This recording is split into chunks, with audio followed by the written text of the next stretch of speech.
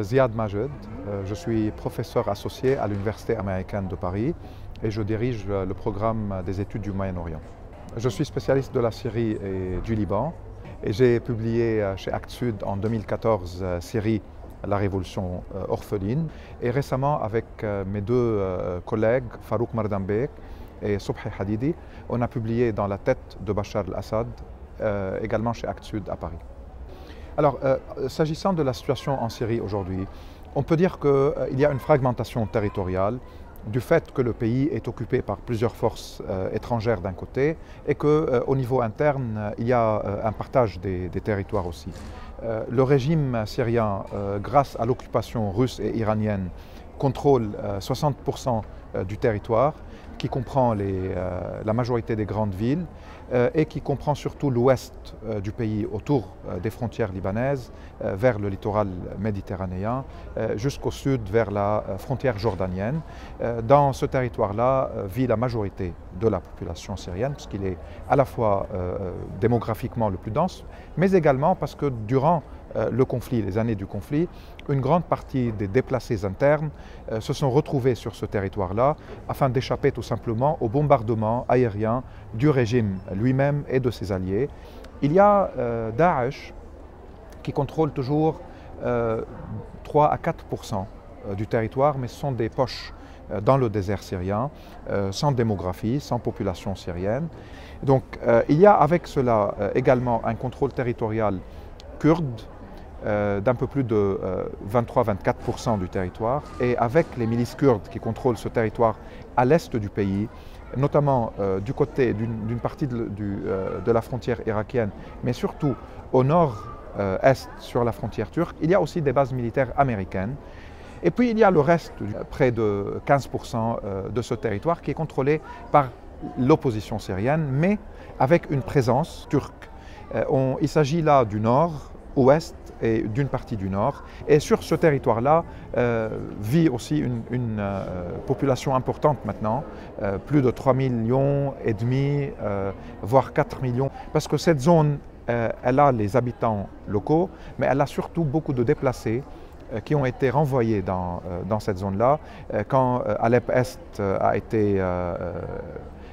envahi par le régime et les Russes et les Iraniens, quand la Ghouta de Damas a eu le même sort, et quand Daraa au sud a également été reconquis par le régime et ses alliés. Il y a une présence du front al-Nusra, connu comme Fath al-Sham, dans une partie de la région de Idlib, et non pas dans toute cette région-là. Du côté kurde, il y a une protection américaine. Du côté de l'opposition, il y a une protection turque. Reste là où il y a les djihadistes de Al-Qaïda dans une partie de Idlib, d'où l'accord russo-turc qui donne aux Turcs un peu de temps pour essayer de régler ce problème et éviter un scénario catastrophique pour les civils dans la région sous prétexte d'attaquer Al-Qaïda. Et restent les petites poches de Daesh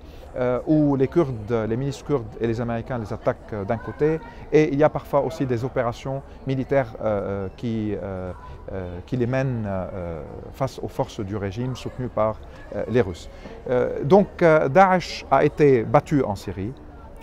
mais ce groupe peut toujours nuire et peut toujours créer des problèmes. Maintenant la question reste, est-ce que le régime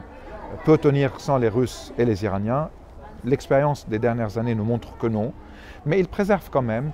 une infrastructure carcérale très importante. La toile d'araignée que le père Hafez el-Assad avait construite minutieusement pendant 30 ans et que Bachar el-Assad a hérité fonctionne encore s'agissant des services de renseignement, de tout ce qui est carcéral, de tout ce qui est espionnage, de tout ce qui est travail au niveau de la société pour construire régulièrement et reconstruire régulièrement les murs de la peur. Cela continue à exister, mais d'autre part, les oppositions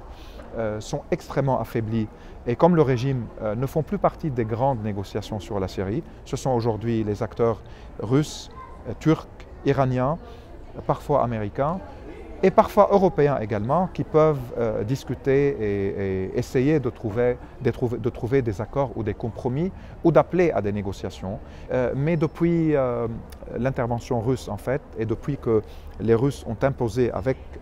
leur puissance de feu le processus qu'on appelle de Astana. Tout le processus onusien, Genève, a été marginalisé, ce qui fait que les Nations Unies ne pèsent plus sur la situation là-bas, et ce qui fait aussi qu'on est